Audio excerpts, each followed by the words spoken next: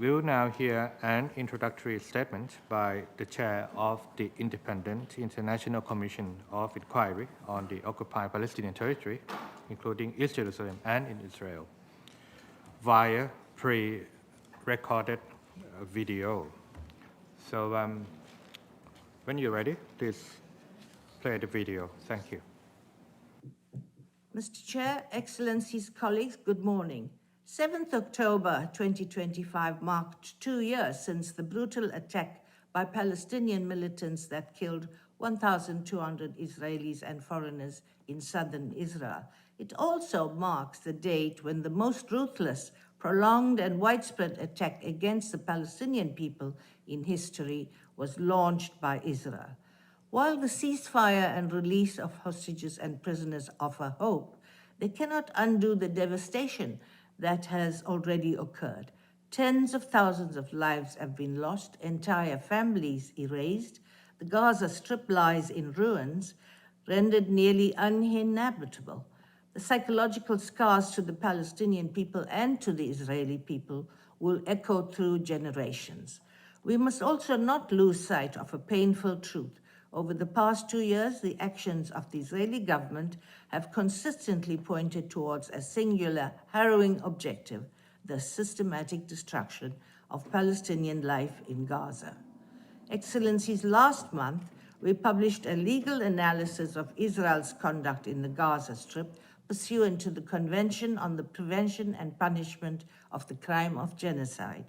We concluded that the State of Israel is responsible for the commission of 4 genocidal acts in Gaza with the specific intent to destroy Palestinians in Gaza as such. The Commission also found that the Israeli President, Prime Minister, and former Defense Minister have incited the commission of genocide. A summary of these findings is included in the report presented to you today. In addition to findings on genocide, the report before you examines violations and developments related to land and housing in the occupied Palestinian territory and in Israel. In relation to Gaza, we found that Israeli officials have demonstrated a clear and consistent intent to establish permanent military control over Gaza and to change its demographic composition. Civilian infrastructure and natural resources essential to the survival of the civilian population have been destroyed in the corridors and buffer zone. The territory fragmented, and Palestinians were forcibly transferred. Israeli officials have publicly endorsed plans for the deportation of the population, the construction of settlements, and annexation of the territory. Although the ceasefire may put on hold the implementation of Israel's territorial goals in Gaza, the territorial changes made to the Gaza Strip have yet to be reversed, and recent statements by Israeli officials make it clear that these objectives remain firmly in place. This continued rhetoric underscores our deep and ongoing concern. In the occupied West Bank, including East Jerusalem, Israeli policies and actions implemented since October 2023, including explicit and implicit support for criminal actions of violent settlers, demonstrate clear intent to forcibly transfer Palestinians, expand Israeli Jewish civilian presence, and annex the majority of the West Bank. The purpose is to prevent any potential Palestinian self-determination and statehood and maintain an indefinite occupation.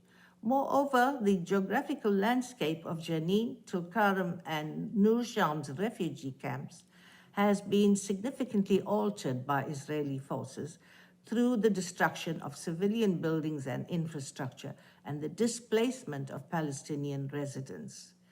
In relation to land and housing in Israel, successive Israeli governments have implemented laws and policies intended to diminish Palestinian space. Additionally, informal barriers resulting from socio-economic inequalities between the two populations have grown and become entrenched over decades, further preventing integration. Our report also identified 6 Israeli ministers as likely bearing the most responsibility for international crimes, including and relating to land and housing, as well as other crimes identified in the Commission's previous reports, including the responsibility for the crime of genocide. Excellencies, genocide is one of the most heinous international crimes. It destroys in whole or in part groups of people based on race, ethnicity, nationality, or religion. It not only erases the identity of the group, but it leaves behind intergenerational trauma that causes permanent scars on humanity. It pains me that in this, my last presentation as chair of this commission, the post-World War II multilateral system has failed to prevent this genocide. The international system has been found wanting. I urge member states to use all reasonably available means to ensure the continued cessation of hostilities and a broad international support to Palestinians' right to self-determination and Palestinian statehood. Member states should also turn their attention towards ensuring justice and accountability for all victims through supporting the International Criminal Court in its investigations, using universal jurisdiction to conduct their own investigations, including of their dual nationals who are suspected to have committed crimes.